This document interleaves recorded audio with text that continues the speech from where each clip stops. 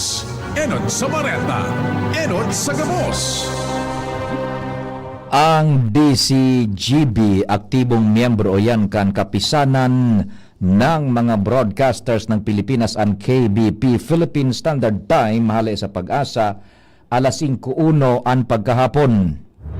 Alas 5 ring hapon, oras na para aramon ang mga maiinit na bareta kanal daw na maruluwas sa agas sa mga periodiko, radyo asin telebisyon. Enot na madadangog ngunyan sa DZGB Bareta alas 5. Mga bareta ngunyan para sa aga. Enot na tinipon sa DZGB Newsbase. DZGB Bareta alas 5. Kaiba ang field reports kan Mega Force Patrol. Halin sa iba-ibang parte kanalbay asin kabikolan. Ngunyan, uya ang sa idong tagapagbareta. Diyos marhay na hapon sa pangaran kang news base asin kan Mega Force Patrol.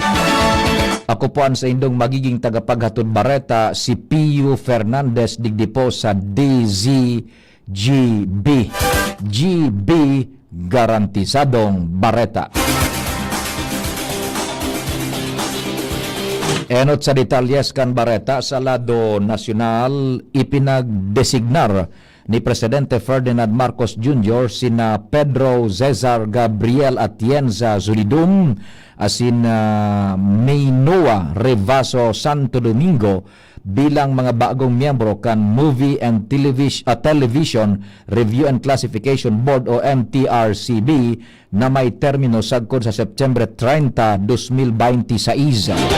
Sinalidahan ni Solidum si Zene A. Manzilla, mantang si Maria Marta Inez A. Dairit naman ang sinalidahan ni Santo Domingo. An appointment kan duang opisyal ang pinadara kan opisina kan presidente kay MTRCB Chairperson Jorela Maria Soto Antonio asin Civil Service Commission kay banan ang kopya kan sa indang oath of office. Mientras tanto, formal nang nagsumpa si dating Philippine National Police Chief Rodolfo Azurin bilang bagong special advisor as in investigator kan Independent Commission for Infrastructure ngunya na aldaw. Ginibon pagsumpa sa hampang ni Court of Appeals Associate Justice Pedro Corrales kasabay ang mga miyembros kan komisyon sa opisina kan ICI sa Taguig City. Sinalidahan ni Azurin si Baguio City Mayor Benjamin Magalong na nagdemitir matapos paimbestigaran kan Malacanang ang legalidad kan sa iyang pagkakadesignar dahilan sa posibleng conflict of interest. Magigirumduman na pinag-anunsyar kan Palasyo Malacanang kan September 29 ang pagdesignar kay Azurin sa komisyon na presenteng nag-imbestigar sa mga maanomalyang flood control projects kan gobyerno.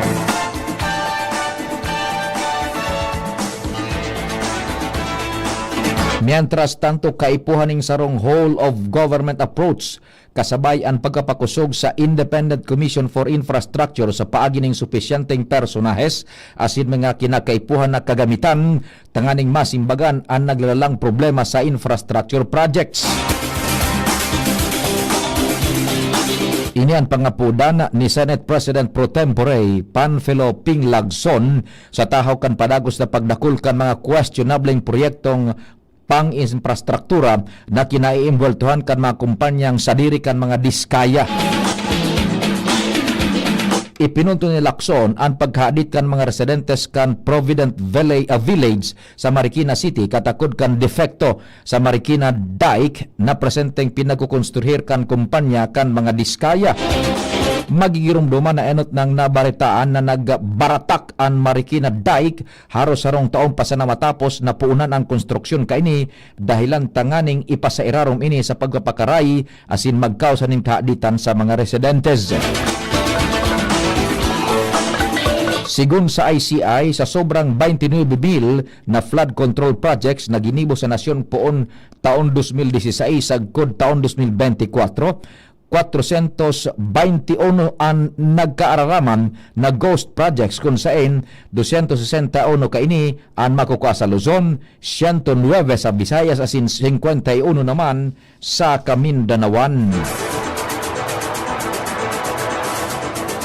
Sa iba pang bareta nakuhaan sa time time-lapse footage kan Philippine Institute of Volcanology and Seismology o PHIVOLCS ang minor phreatic eruption sa bunganga kan Bulkan Taal ngunya na Lunes, Oktubre 13, taon 2025. Nairehistro ang pagsabog na uminabot sa langkaw na 900 metros hali sa bunganga base sa kuha sa main crater IP camera. Maski ipikukonsiderar na minor o sadit sana ang pagsabog, mantinidong naka-alerto level numero 1 ang Bulkan Taal. Ang gustong sabihon, igwang hababang level nin volcanic unrest o aktibidad asin posibleng magkaigwa pa nin mga masunod na phreatic explosion. 8 persona ang kumpirmadong nagadan sa makusog na linog na tuminama sa Davao Oriental sigon sa National Disaster Risk Reduction and Management Council o NDRRMC. Sa pinakahuring update kan NDRRMC ngunya na aldaw, uminabot sa 239 ang numero kan kumpirmadong nagkarulugadan. Mentras na sobra sa kabangang milyon na individual man, hali sa sobra sa 131,000 na pamilyas ang naafektaran kang linog sa Davao asin Caraga Region. Suminobra man sa poko mas o menos 100 milyones de pesos ang kantidad kan danyos sa infrastruktura, mantang 2,000 na mga harong ang narumpag dahilan kang linog. Nagapadagos pa sa ngunyan ang pigibong relief operation sa damage assessment kan mga otoridad sa mga naafektaran kan nasabing kalamidad.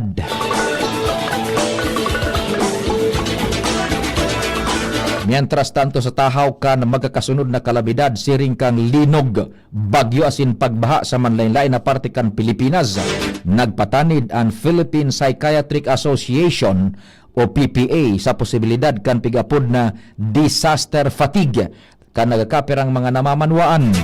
Sigun kay Dr. Joan May Perez Rifarial, presidente kan PPA, ang disaster fatigue sarong klase ng emosyonal asin mental na kapagalan na nag-ugat sa pagmate sa kawaran ng kontrol sa mga nangyayari sa palibot.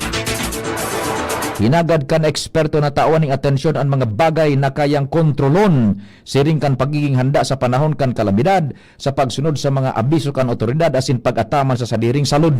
Dagdag pa ni Refarial, importante ang pagkikipagtabangan sa komunidad asin ang pagsimbag sa pangaipuhan sa panahon kan krisis.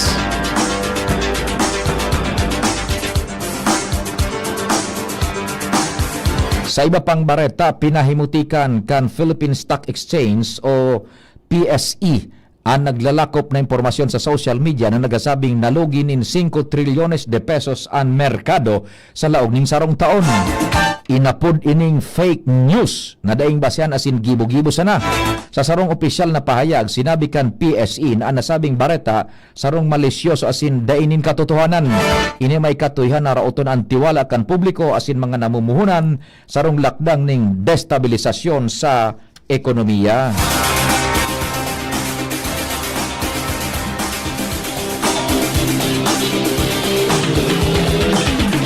Mientras tanto sa iba pang bareta, da ipapalampason kan bagong Land Transportation Office o LTO Chief Assistant Secretary Marcus Lacanilao ang anong mga klase ng korupsyon sa ahensya.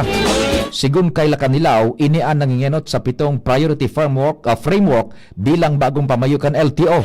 Sinabi niya na padagos ang sayang esfuerzos na magibuhan nin aksyon ang anong mga klase ng anomalya.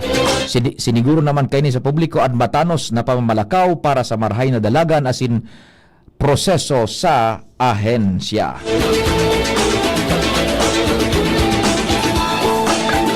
Sa katakod pang bareta, sinugo ni Department of Transportation Acting Secretary o kay Acting Secretary Giovanni Lopez ang pagbawi nin mga protocol license plates na pinagagamit kan mga opisyal kan ahensya asin kan mga attached agencies kaini. Sigun sa kasuguan, katuyhan kan lakdang kaini na malikayan ang salang paggamit kan plaka asin mamantinir ang integridad kan mga opisyal na lunadan. Parte ini kan mas pinakusog na transparency asin accountability sa laog kan ahensya. Sinugo na ang mga opisyal na sa Giraray irehistro ang mga ludadan gamit ang regular na government plate susog sa regulasyon kan Land Transportation Office o LTO.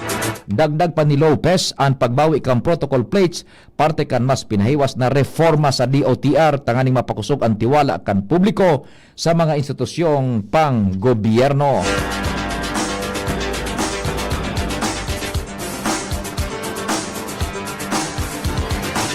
Sa iba pang bareta, pinuuna na ngunyan aldaw Oktubre 13 kan COMELEC ang pag-imprenta sa sobra sa 90 milyones na balota na gagamiton sa 2026 Barangay and Sangguniang Kabataan Elections o BSKE.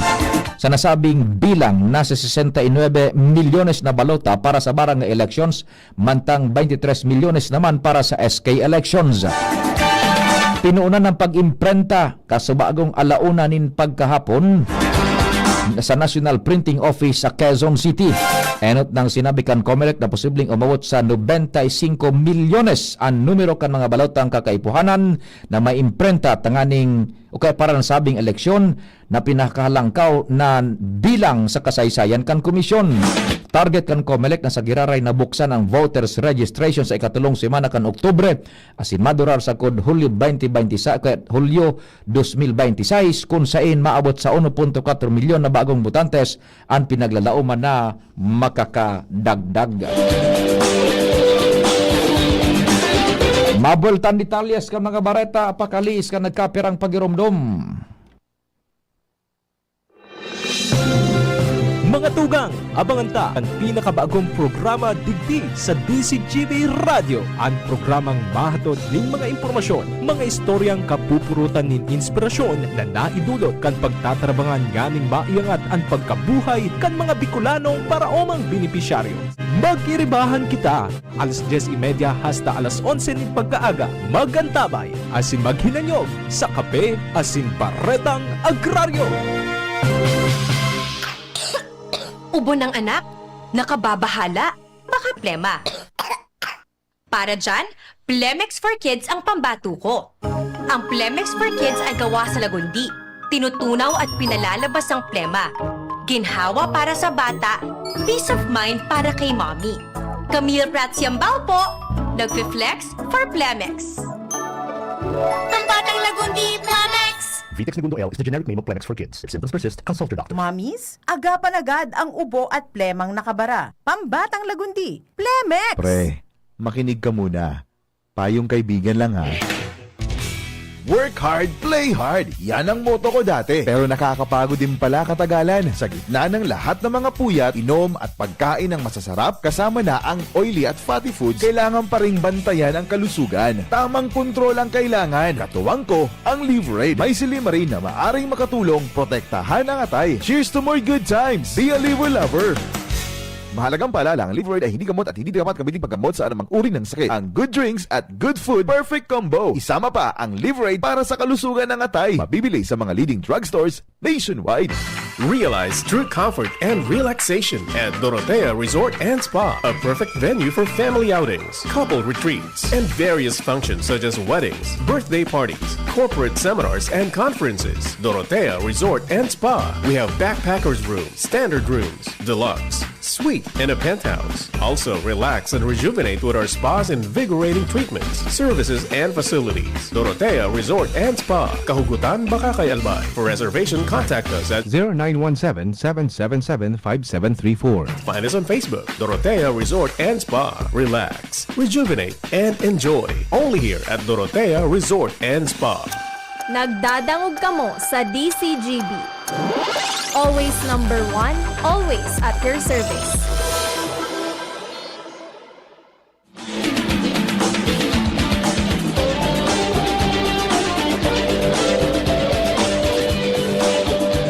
Buwelta kita sa detalyes kan mga bareta, ibubusol ni Senador Erwin Tulfo, acting chairman kan Senate Blue Ribbon Committee, ang propestong lay na gigibuhon na krimen ang tigaapod na License for Rent Scheme na nagluluwas sa panginot nagluluwas na panginot na modus operandi kan mga nakaaging pagdangog sa Senado manungod sa flood control scam. Sa irarom kang propestong License Integrity Act, ang pagkapasubli pagsubli asin paggamit in bako tag sa diris na lisensya an mahampang sa padusang pagkakapreso na dai mababa sa 3 taon asin dai man masobra sa 12 taon asin multa na dai man mababa sa 300,000 de pesos asin dai masobra sa 3 milyones de pesos. Bako sa na lisensya kan mga kontraktor kan DPWH ang sakop kan propwesto kundi pati naman ang mga lisensyas kan mga customs broker sa Bureau of Customs asin mga environmental licenses sa Department of Environment and Natural Resources. Plemex. Pag may ubo o hika, Plemex agad. Basta Lagundi, Plemex. Mientras tanto, inako ni Cavite Representative Kiko Barzaga na naudyan siya sa sayang ethics hearing sa Kamara de Representantes ngunya na aldaw dahil sa pagkawat nin computer games kasubanggi. Sigon kay Barzaga, nag-abot siya sa pagdangog alagad na abutan niyang tapos na ini. Magigirumduman na nahahampang si Barzaga sa ethics complaint na isinaangat kan National Unity Party na pinamamayuhan ni Deputy Speaker Ronaldo Puno dahil sa pigasabing unusual behavior.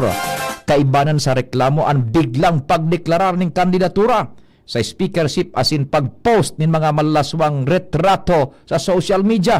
Tinaawan doon ni Puno na nagbalgar si Barzaga sa mga probisyon kan House Rule. Misaltik tali.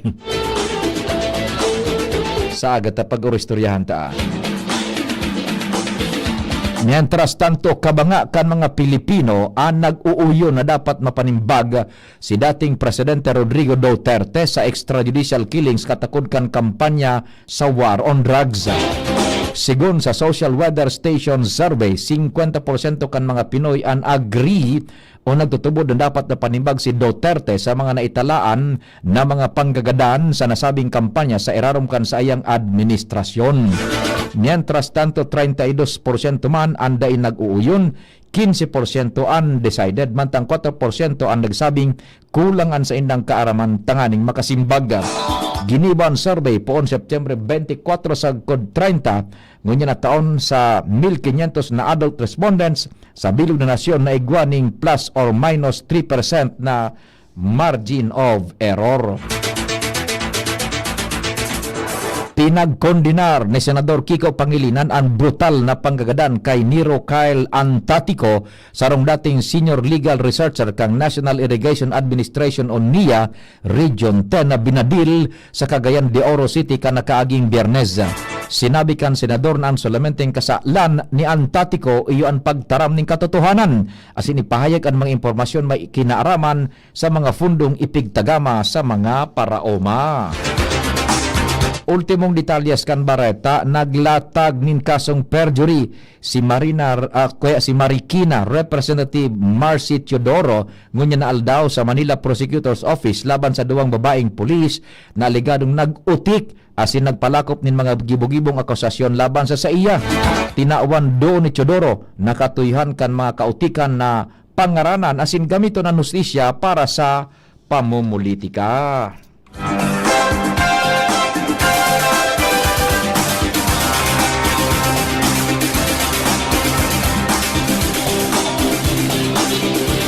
Sa pangarang ka nagsururat kan informasyon sa pangenot ni News Director Mar de la, Nicole Ann Gloriani, Jen Matthew Balyaran. Tatanems Flora sa Master Control. Sa IT yaon dyan si Jerome Nico Martinez. Ako po si Pio Fernandez. Salamat, Diyos maray na hapon. Nagdadangog kamo sa DCGB. Always number 1, always at your service. Kung ikaw ay edad 50 pataas katulad ko, may mataas na ang risk ng panlalabo ng paningin. Mas challenging ang pang-araw-araw na gawain tulad ng pagbabasa, pagsusulat, at pagmamaneho. Ang Optin ay may